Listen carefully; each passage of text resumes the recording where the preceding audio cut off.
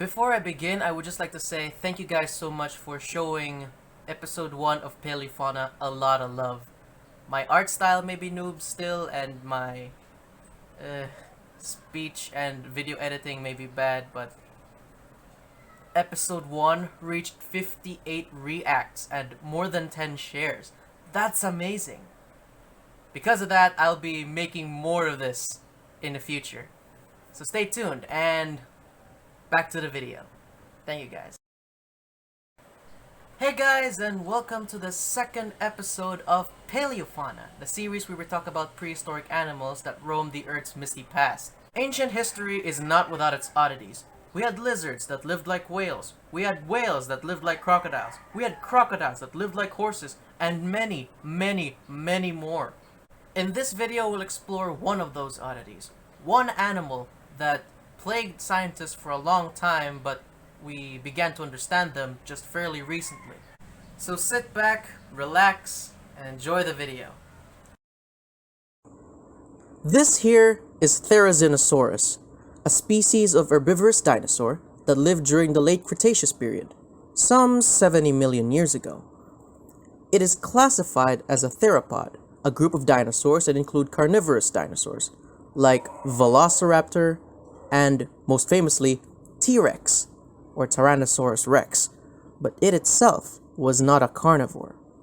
The earliest Therizinosaurus fossil ever discovered was in 1948, when its claws were unearthed in the Nant Formation in the Gobi Desert of Mongolia.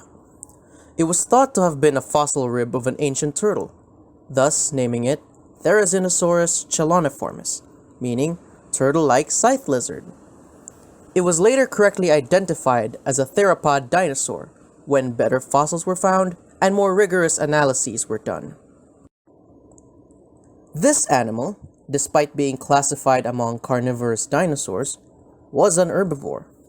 We know this because its fellow therizinosaurs, namely Erlikosaurus and Segnosaurus, had dentition, or teeth, that are perfect for grinding vegetation, despite having the claw condition that this group had. The trait that made this animal famous is of course its oversized claws, and it had 6 of them, 3 on each hand, measuring at about 50 centimeters, or about half a meter. The arms where these claws were attached to were about 2.5 meters long, about the size of a human afflicted with gigantism, about 8 feet. These oversized fingernails, in conjunction with its long, powerful forelimbs, help Therizinosaurus reach for vegetation that are inaccessible to other herbivores, and as defense against carnivores like Tarbosaurus, an Asian cousin to its more famous relative T-Rex. This is an animal that looks like a meat-eater, has arms of a bodybuilder, and claws that would flatter Freddy Krueger. You'd think this animal wouldn't get any weirder.